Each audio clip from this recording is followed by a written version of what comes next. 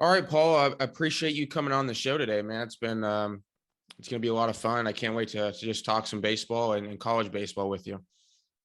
No, for sure. Thanks for having me. I'm looking forward to it. And yeah, we're just coming up on the end of our fall here, so actually looking forward to a little bit of downtime coming up. So we'll have some time to reflect. So let's do it. Someone sent me a interview with Lance Berkman and Sean Casey the other day, and Lance Berkman had some incredible Wayne Graham stories Mm. that he told. Do you have any other? Are there any Wayne Graham stories that you'd be willing to share with us on the air to get the show started? Oh man, we'll see how the show unfolds here. I'm a big fan of Wayne Graham. I think that relative to Rice University and whatnot, obviously he put us on the map, or put the university on the map, or baseball program, I guess is a better way to say it. Um, I mean, I think his best quality was he was obviously a kind of an expert motivator, but he had the ability to read people much more so than he probably gets credit for. He gets he a lot of the stories that you hear about him are him motivating in a very loud, demonstrative way, and which he was obviously very good at. But he one thing a lot of people maybe don't know about him is that he knew who to lean on and who not to lean on, and the record speaks for itself. His ability to get the most out of everybody on the team was pretty special. What would you say? Is there anything like particularly that now that you're coaching in college at Rice, where Wayne Graham was for all those years? I mean, is there anything that you have taken from him and applied to your, like how you coach right now at Rice? Yeah, I mean, so Rice is a unique place on the recruiting front. I mean, we have the academic speed bumps that we have. It's a private university that the cost of admission is relatively high compared to a lot of schools. So there's some of those things that make it difficult. We, from a number standpoint, we can't bring in as many people as what a lot of universities can. And all that being said, we're also right in the middle of Houston, Texas, right, which is fortunately um, super saturated environment for baseball and really all sports in general, but baseball in particular. And so we benefit from that, and we try to philosophically try to stay in our lane and be who we are. And when I say that, I mean like really capitalize on the Houston area and Texas in general, but in particular Houston. And over the course of time, if you look at Rice's history and in terms of the roster makeup and where guys are from, I'd go as high as like 75 or 80% are from the Houston area. So we try to focus on that. But one of the things, Coach, I'll never forget this, as long as I played for him, obviously at a time in which 18 to 21 years old, and he probably really helped kind of dictate and create the mental framework that I had while I was playing, and also just the way that I see the game and view the game. And but when I came back in 2000, the fall of 2017 and 18, I came straight from Norfolk, had to come complete my degree. And the thing that sticks with me that he told me that year was, if you're going to coach, is because I generally am have a pretty good rapport with most people and get along with everybody and whatnot. Kind of, I think that benefited me over my playing career. But he said if you're going to coach, I can promise you're going to get meaner. The longer you coach, the meaner you'll get. So I always thought that was kind of funny, but I can sympathize with what he actually meant. Was the expectation and the amount of leeway that you give guys will lessen, because you understand that you're relying on 18 to 21-year-old guys at the college level to be reliable, and they're inherently unreliable at times. So anyway, Coach, I took a lot from him in a lot of different ways, and some of it you don't even realize that you're the awareness that you're acquiring from a guy like that who's got so much rubber on the road, man. There's so much knowledge in there that it's hard not to get acquire some baseball knowledge just by being around them. Have you noticed yourself already in the few years you've been coaching, you get a little bit meaner each year?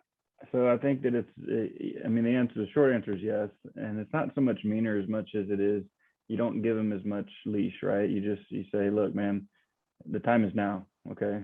Cause I always joke, and this comes back from my playing days on the professional level. It's a production league. Okay. Like we're about winning games. And so like, I need you to be good like tomorrow. And I think that I have three young kids of my own, and it's no different in the sense that you create expectation and they will respond.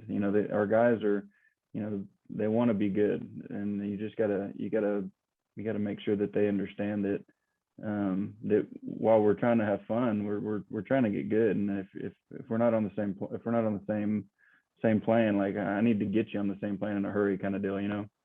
Yeah, no doubt about it. Why did you immediately go from, you had a really good professional baseball career, you played until you were 36 years old. Why did you go immediately from that to right into coaching, like no time off or anything? Patrick, it's a tremendous question, man.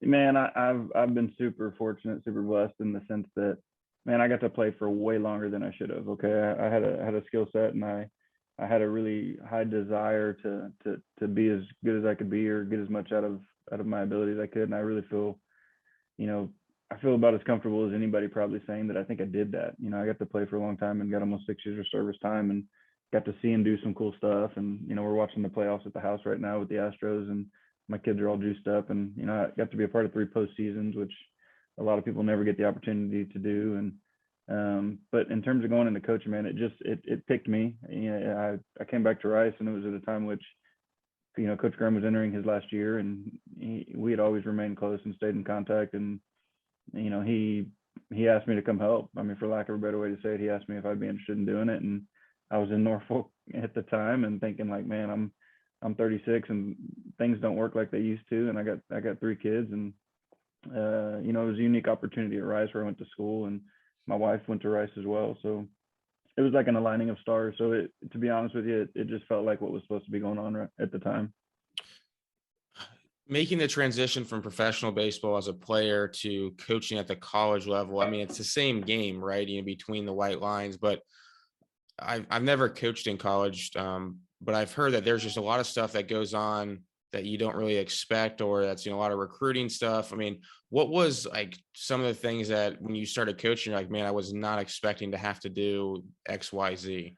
Yeah, so a couple of answers to the question. So the game between lines is the same in a sense, but it's also different because college baseball has gotten significantly better in terms of the level of play. However, it's, I fortunately, like I said, I'd had the opportunity to be at the big league level, and hadn't been any lower than AAA since 2008, right? That's a long time. And you're dealing with some guys that the level of baseball is just very good. It comes with the invite there, right? So there was some adjustment there. Like I was joking about the unreliability and whatnot. And the frame of reference for the level was definitely I mean, to be honest, it took me a year or a season is probably a better way to say it. So that was number one. Number two, the stuff outside of the field is more than you think, man. Like the recruiting side of things is obviously relentless in this current landscape, which I'm sure a lot of college coaches will tell you that they don't love, or at least I don't love the way that it's currently unfolding.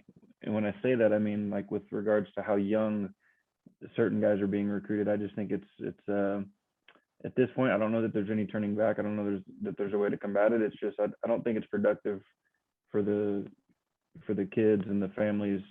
It's just, it's a tough dynamic at this point. So that's number two. And then the compliance side, there's just so many freaking rules, man, and they're constantly changing. And there's obviously real consequences for doing things you're not supposed to, and what have you, which, I think as a general rule, the game of college baseball is in as good a place as it's ever been, economically, competitively, the whole gig. And that's really exciting. But as a result, it also creates a lot of incentive, right? And so when you have that, and you're going to have people that are willing to push the envelope with regards to, getting an edge. And that's part of it, man. It's the nature of really all sports in general. So, but to answer your original question, the stuff off the field, because like the baseball stuff right now, hitting fungo, throwing batting practice, like working with the guys, which is, in theory, when somebody gets into coaching, what we all think is what it's all about. And that's just, you're talking about probably 25% of the job at the college level is the actual baseball stuff, and a lot of the other stuff is at least outside the season. When we're in season, obviously it's the majority of it is on the field, but it's just a relentless endeavor outside the field for sure. Do you enjoy the recruiting aspect? I know I mean, I don't know too many people who enjoy recruiting eighth and ninth graders, but I mean, do you enjoy the recruiting aspect, going and watching players and scouting players and, you know, trying to recruit them to come to Rice? I think that the answer is yeah. I enjoy an element of it. I do think I think the best word is relentless. Like it does get relentless during the summer, and I was in Atlanta for the better part of 3 weeks, right, chasing kids around and doing that kind of stuff. That side of it, you definitely, it wears on you a little bit, and when the end of the summer comes around, you're ready to not watch any high school baseball. But um, it, I do enjoy it. I will say relative to Rice specifically, which again, I have a little bit of a bias towards, and it's the only place I've worked collegiately. So I do feel like I understand what and who kind of fits here.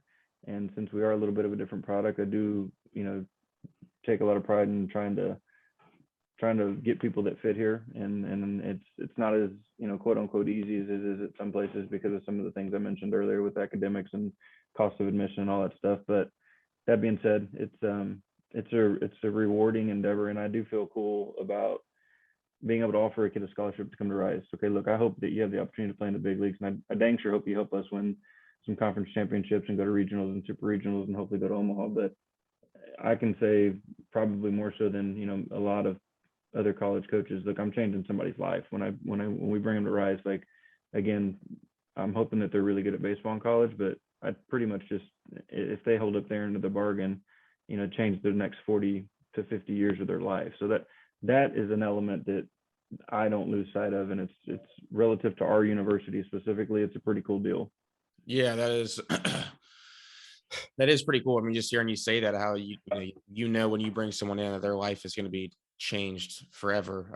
And as I'm sure you can attest to that, having graduated from Rice as well. What I was thinking was, why wouldn't baseball adopt the softball rules where in softball you can't contact a player until September 1st of their junior year? I mean, does that just make too much sense? I mean, I don't know why we wouldn't do that in baseball. Yeah, it's so technically speaking, like I can't call a player until September 1st, right? But they can call me, or I can communicate Yeah. with the travel coach and whatnot. So there's always gonna be loopholes, but I don't know. I mean, I would be on board if you got a petition that you want to start. I'll sign it, but I think that we may be too far down the road at this point, and it's it unfortunately it's just part of it now. When you are out recruiting, like what's specifically, and this is maybe vague, like what are you looking for, right? I mean, I know that different coaches want different things, and some players, some people, they want the power and bat speed and velocity as an arm, and then other people want the bat to ball skills and an actual baseball player. What are you looking for? Yeah, so I again, you probably go back to Coach Graham in terms of creating a mentality, but um, philosophically to Rice, it's we can't bring in as many guys as what other schools do, so that lends itself to us wanting some versatility, right? Like in a perfect world, you'd have 8 or 9 shortstops on your team, and chances are you put that guy out in left field and he's going to do okay, right?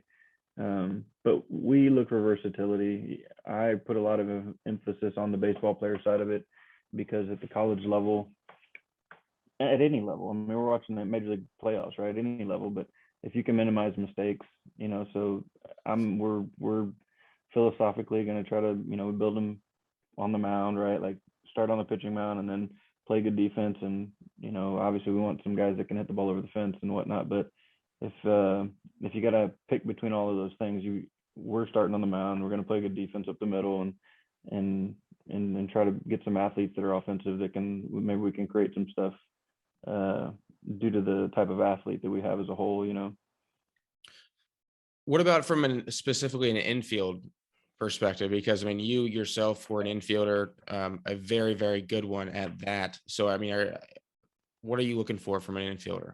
Just reliability, man. Reliability. So like the number one thing that I look for, and is the enemy of a good infielder is anxiety, right? So I'm just looking for guys that, and in my opinion, you can really tell a lot even through body language and the way guys, I mean, as dumb as it sounds, the way they walk. I mean, but I'm looking for that, like just reliability, and want some, I joke with our guys, I say it all the time, just catch it and throw it straight, right? But that's what I'm looking for, just somebody who's very sure-handed, somebody who you can tell just their demeanor, their presence, it carries some internal confidence.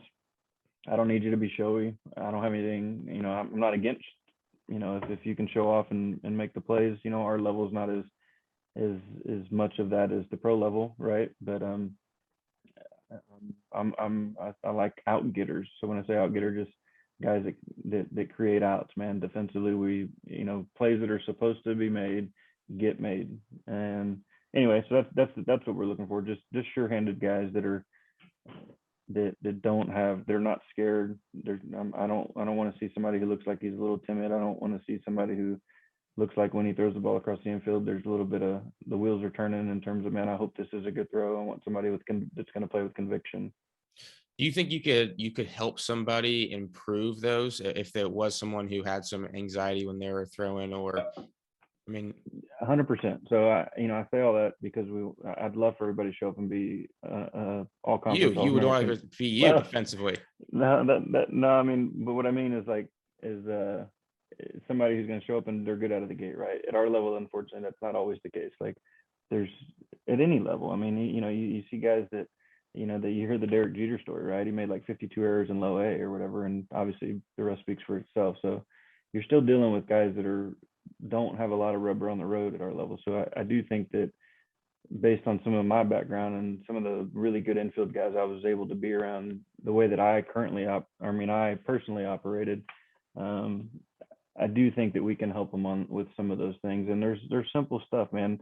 But I am an advocate too. Like I didn't give enough credit when I played to the sports psychology side of it, right? That we had access to all of that, and I was kind of cut from the mold of like, standard issue, I'll figure it out. Like I'm, that kind of thing. And I've come to realize like that's a big part of the game. So like I try to appeal to that.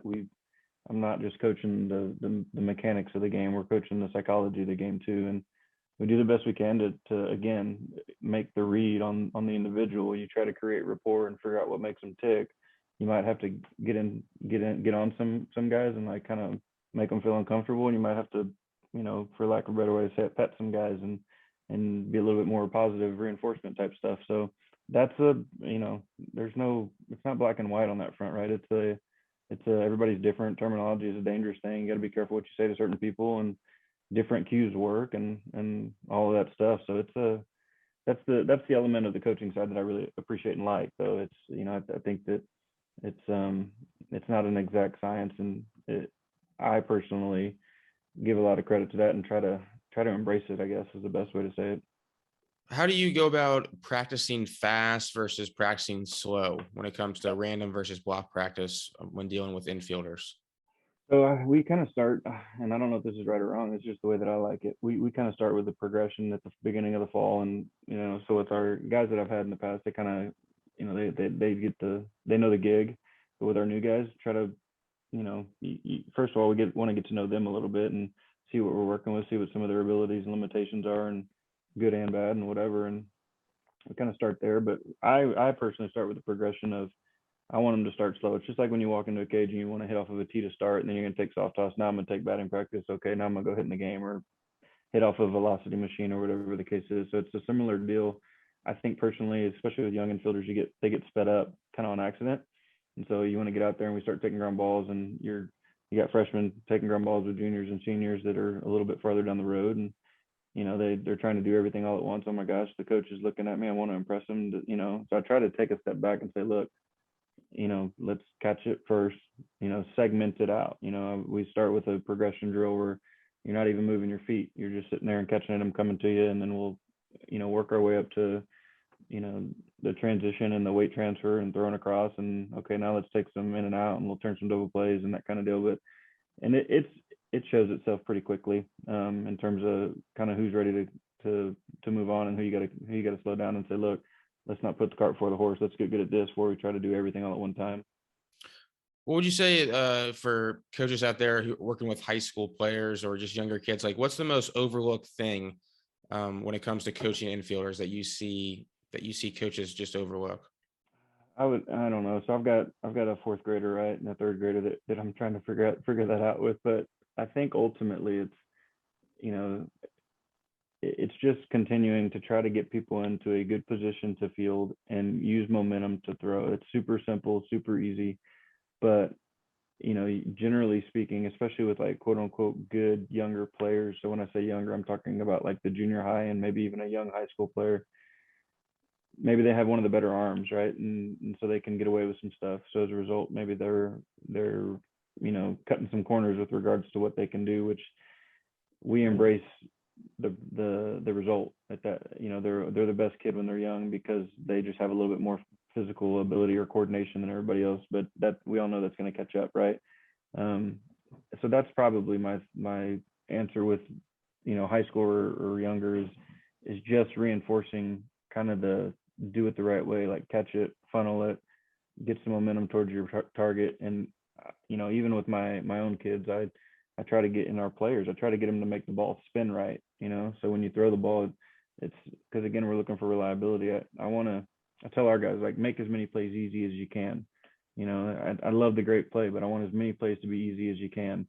So the more consistent you can do things, the less variables that we have, the more consistent result I think we're going to have. And understanding that, look, when you're playing in a game, you want the guys to be athletes and play free, right?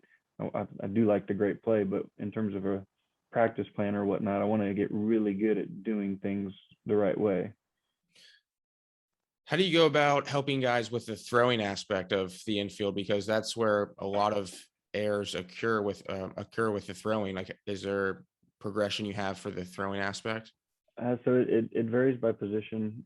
With what we do, I try to make our guys take ground balls and throw and turn double plays from every position on the infield, just so that because it's just good for everybody. It's good for you to even optically see different things and know where you're throwing from. But with regards to throwing, again, it just kind of comes into, for me, unless you have I always tell our guys, look, I'm not going to not let you do anything. If you have the ability to do stuff, I'm going to let you throw from different slots. I want to embrace that, what you have the ability to do.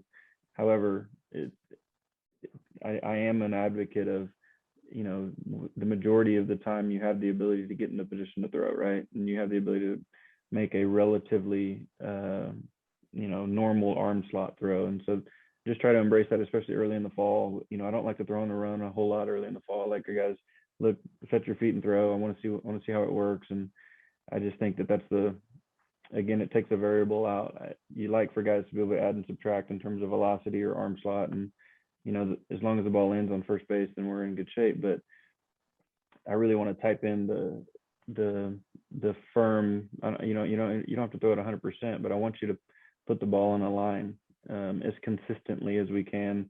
And we work our way out from there. It's the same kind of progression. Like, once you prove to me you can do that with some consistency, at least at our level, which we need to be able to do.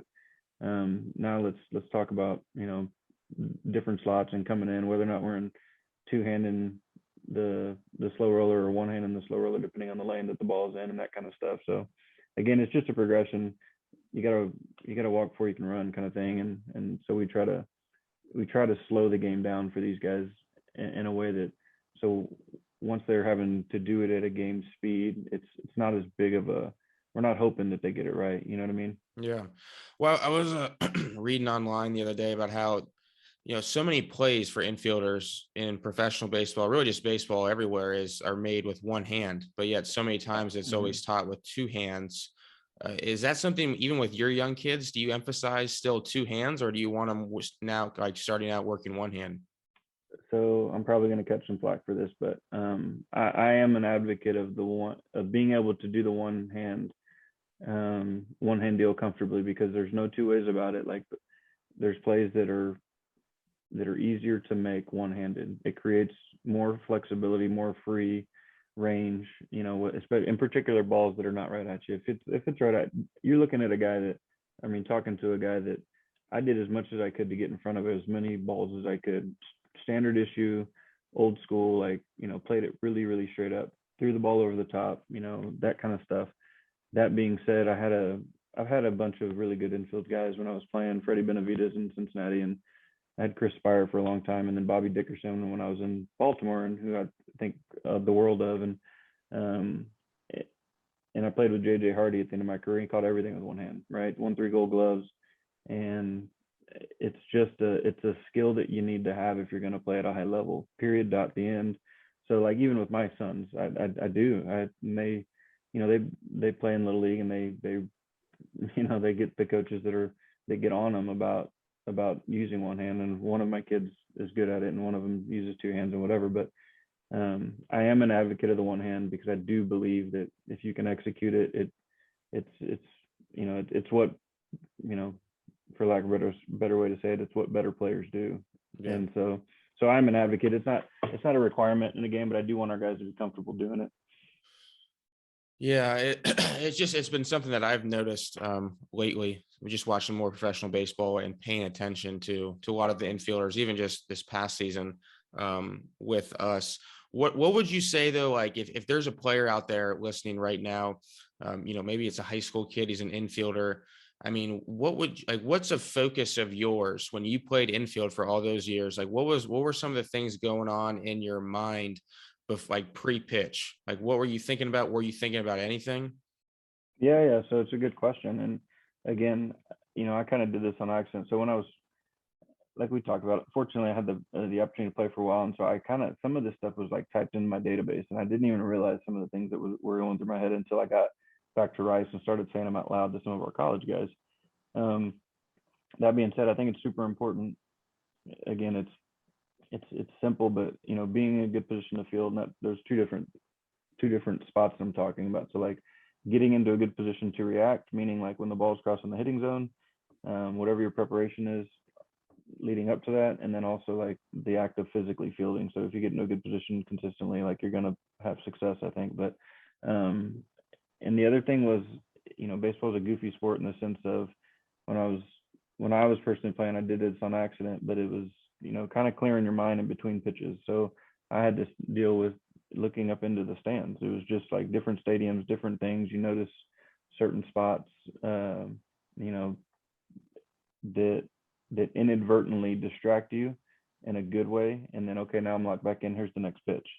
And so I think that's important. I tell our guys to try to create that, whatever that means. Is if it's a 10-second window or whatever it is in terms of whatever the time frame is in between pitches, but you have to be able to kind of clear the mechanism and then relock back in a way that, so you're focused for the pitch. I mean, at the end of the day, that's what we're, it's very difficult to do it a few hundred times in a row or whatever, during a game, or however, it's different for everybody. But those are the things that I think are important, like the ability to focus when you need to, the ability to remain. I mentioned it earlier with regards to anxiety. You have to figure out a way to stay loose. And I know for me, one of the cues that I used when I was struggling defensively was I thought about a loose wrist with my left hand, like in my glove hand. Just as long as this wrist was loose, everything else would kind of take care of itself. Obviously, there's a lot of other variables, but that was a cue that helped me, right? So those are the kind of things. Just getting into a good position and being focused in a relaxed way is, I think, ultimately going to be things that help. And I use the analogy for our guys that at the end of my career, not the end, a lot of my career, I had to come into games late to play defense, right? And that's a miserable, a miserable job, because it's very difficult to, you come in the game and you make a really good play in the hole, and you throw somebody out in the 8th inning when you're up by 1. Everybody says, "Yeah, nice job. You're supposed to do that." But if you don't make the play, it's a crappy deal, because that's your job, right? So for me personally, the thing that helped and was imagining, I physically would think that I was taking ground balls during batting practice, like in the 8th inning, right? So I'm imagining the hitter, whoever it may be, when I was in Atlanta and we're playing against Philly or whoever it is, thinking about our infield guy, our fungo guy, hitting me fungo in the 8th inning. And that was a way that tricked my mind into saying, like, what's the big deal? All I'm doing, he's going to hit it to me and I'm going to catch it and I'm going to throw it. And obviously that's dumbing it down significantly, right? But it was something that for me worked. And so we try to do iterations of that with our guys that can kind of accomplish, the ability to not care, I think, is significant. And I say that kind of cautiously, because you got to be careful how people interpret that. But the ability to not care and not get too worked up and be able to maintain a calm demeanor, so to speak, is significant. I appreciate you sharing that. That was really cool information. Just the visualization piece when you were, in the eighth inning. Like that's really cool stuff. What would you say when it comes to specifically throwing errors? My manager this past summer was Dave Anderson. Mm. Similar to you, he was a defensive first, probably more so infielder. He would come in late into games for 10 years in the big leagues for the Dodgers. And so you mentioning that stuff, it kind of just rings a bell for me. And the things he would say is for guys who would struggle throwing, throw the ball everywhere, is like he would just say, like, take it. I want you to take this baseball and like throw it as hard as you possibly can. And that's the only way you can learn, really arm angles and timing and things like that, and getting your body into rhythm. Is that something that you've used too when you maybe struggled at times with throwing or coaching other players? Yeah, so, and shout out to Dave Anderson, by the way. I'm a big fan of Dave. We Yeah. got to know each other a little bit in Baltimore as well. But so my personal deal was, fortunately I had a pretty strong throwing arm, and it over the course of a season or at different points in my career, you go through phases where you're not as accurate as you would like to be. So what helped me was the exact thing that Dave said. And I had my college coach, Wayne Graham, said this to me. I distinctly remember when I was in college, one fall, I had a goofy deal where I was making a bunch of bad throws, and he gets in my ear and he says, "If you throw another ball in the dirt, blah blah blah blah blah, right?" And he said, "If you're gonna miss, I want you to put it in the first row." And anyway, so ultimately, throw hard, right? If you're gonna make a mistake, throw hard. And I had different cues, so whether it was just a recalibration, right? That's all we're trying to do. We're trying to adjust the scope, so to speak. And so I would start at the guy's ankles, knees, go to the hip, go to the chest, and go to the hat, and just pick a spot and throw and see what the ball does, right? And wherever and it becomes task oriented instead of the wheels turning like, oh my gosh, I hope this is a good throw. I'm aiming at the first baseman, aim small, miss small. And it was again, I think it just depends. Different cues are going to work for different people at different times. But if you pick something to aim at and let the ball go, kind of to Dave's point, at least now we're going to create some consistency. I'm gonna be able to throw the ball 80 to 90% effort level, aim at something and see where that goes. Well, if that doesn't work, I'm not gonna manipulate the ball. Okay, I aimed at your belt last time and it was still low. Well, I'm gonna aim at your chest. Well, it's still low. Well, I'm gonna aim at your hat, and then okay, that works. So now I'm gonna aim at your hat every single time.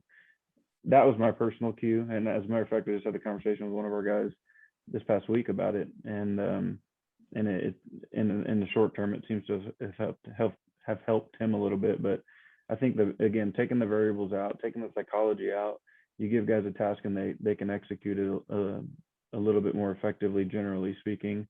In not so many ways, I did the same thing a little bit offensively at times when guys are struggling. Instead of trying to tell them a whole bunch about mechanics and where their hands are or whatever the case is, say, hey man, try to hit the ball to center field, or hey, try to hit it to left center, or try to hit to right center.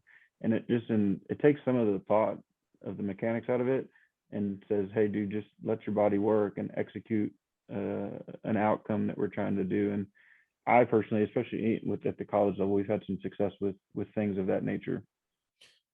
Looking back at your career as a hitter, do you think at times you got too mechanical, thinking about too many things going on in your body?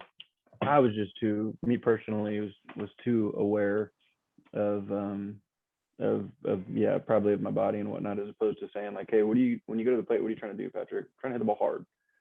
Like, go up there and hit the ball hard.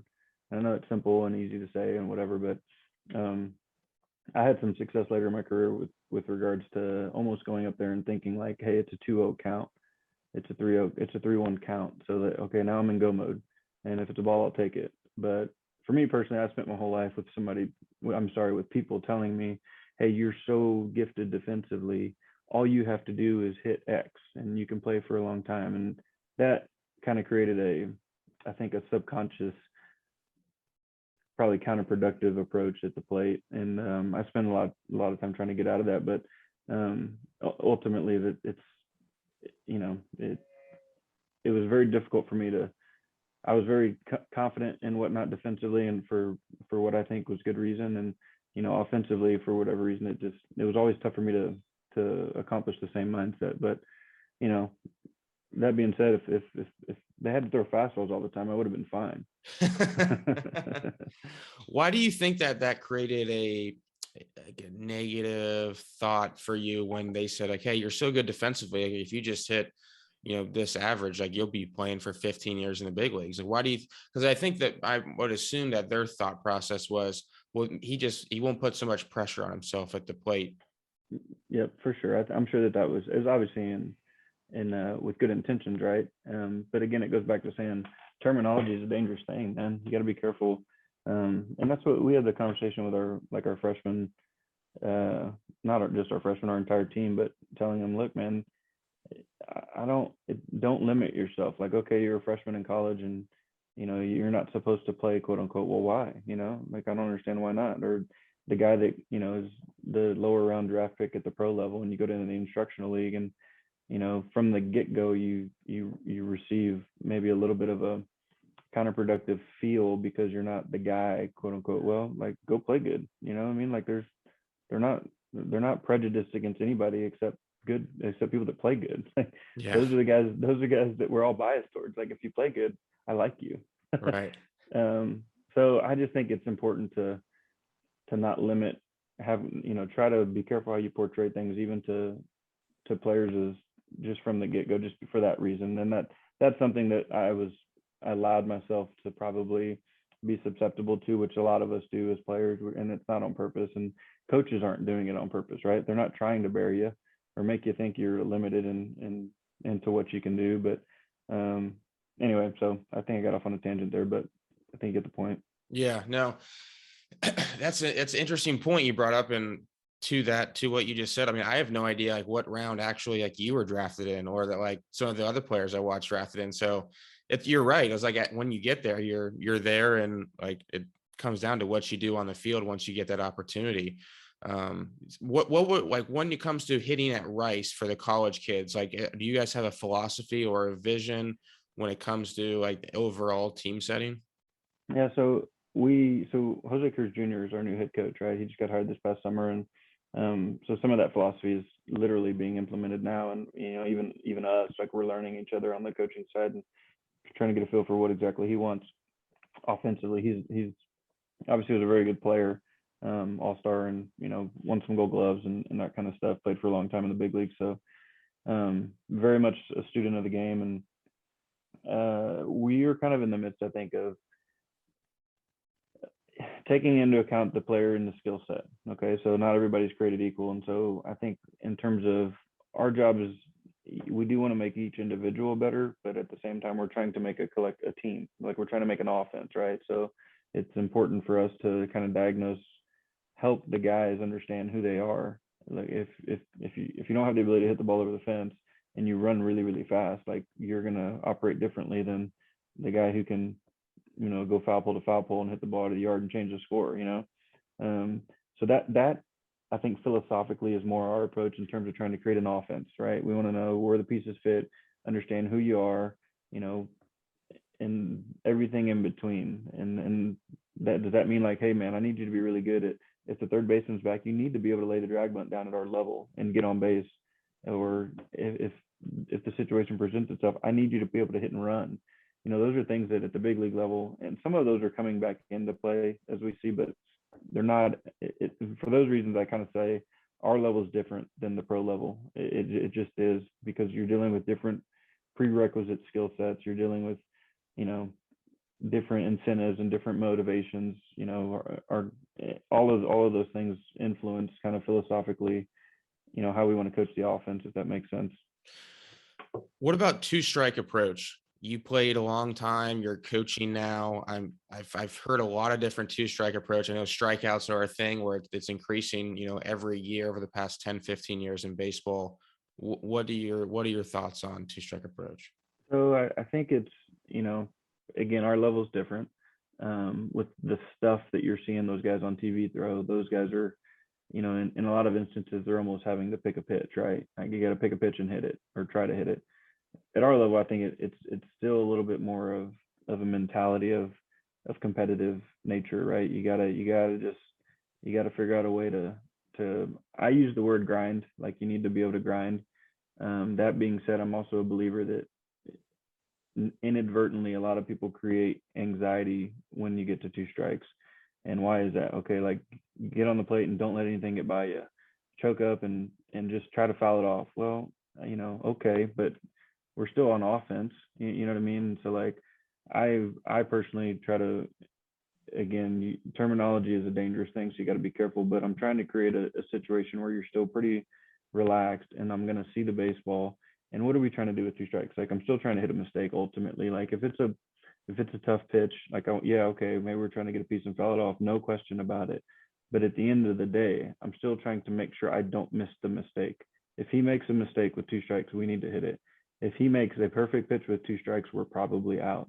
And that's probably not a very condoned statement, right? But if we're really paying attention to what's going on, like that's the reality of it, And so I don't want guys to, okay, I got two strikes now. I'm super tight on the bat, and man, I'm hoping all I want to do is foul it off. Well, no, I don't. Like if he hangs a curveball, I want you to hit over the fence or into the gap. You know what I mean? That kind of deal. So it's a little bit probably of a different answer than what a lot of people might give, but that's kind of where we're at.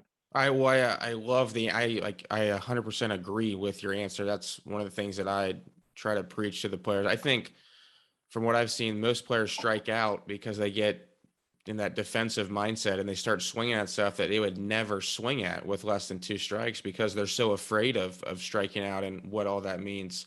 When you were playing, did you have that defensive mindset with two strikes?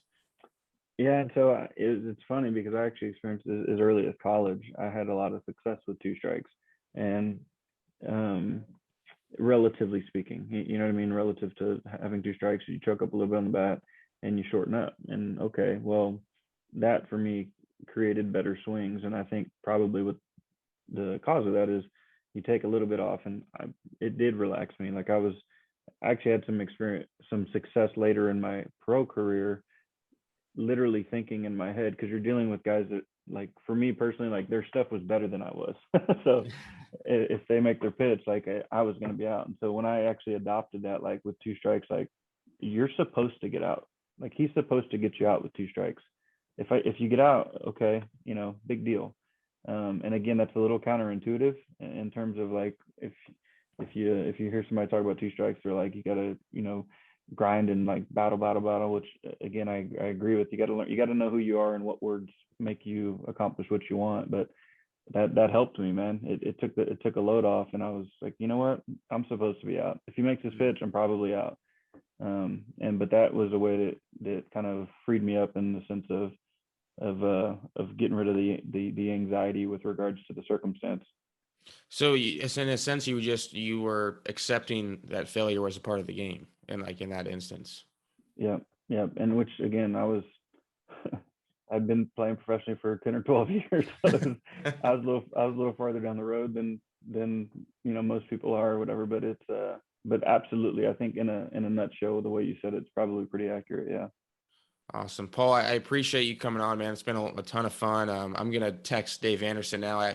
I didn't put the two together that you guys were overlapped each other with Baltimore, but he was great. I love working with him. And again, man, good luck this year. I'll be following along, and tell Colder I said hi too.